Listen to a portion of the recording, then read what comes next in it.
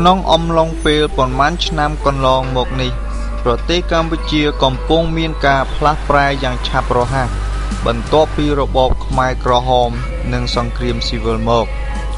ប្រជាជនកម្ពុជាមានការមមាញឹកក្នុងការស្ថាបនាឡើងវិញ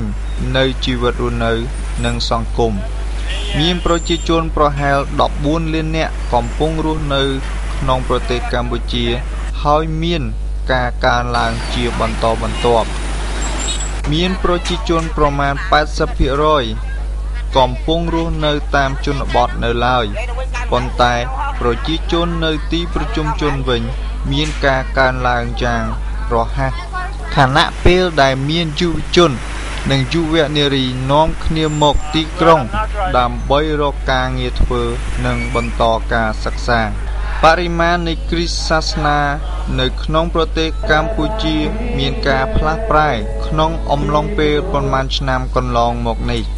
ចំនួនក្រុមជំនុំមានការកើនឡើងក្នុងរយៈពេល15ឆ្នាំកន្លងមកក្រុមជំនុំនៅក្មេងខ្ចីនិងឆេះឆួលរស់រវើកប៉ុន្តែត្រូវការភាពជាសាវកនិងភាពជាអ្នកដឹកនាំបន្ថែមទៀតក្រុមជំនុំជាអ្នកនាំនៅការសង្គ្រោះការព្យាបាលនិងសេចក្តីសង្ឃឹមរបស់ព្រះគ្រីស្ទទៅកាន់អស់អ្នកដែលត្រូវការសេចក្តីស្រឡាញ់និងពន្លឺ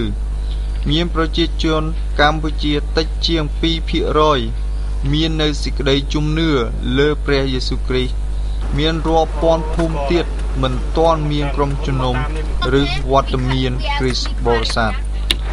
ព្រះវិញ្ញាណដ៏វិសុទ្ធកំពុងធ្វើការក្នុងប្រទេសកម្ពុជាត្រាស់ហៅក្រុមជំនុំទាំងអស់ឲ្យចូលរួមបេសកកម្មបង្កើតសិស្សបេសកកម្មកម្ពុជា2021បានស្ដាប់បង្គាប់ទៅនឹងការត្រាស់ហៅនេះបក2021ជាចលនាមួយសម្រាប់ប្រជារាស្ត្ររបស់ព្រះជាម្ចាស់បញ្ញាចិត្តនាំព្រះរាជាណាចក្ររបស់ព្រះជាម្ចាស់មកកាន់ប្រទេសកម្ពុជាដោយភាពជាអ្នកបម្រើ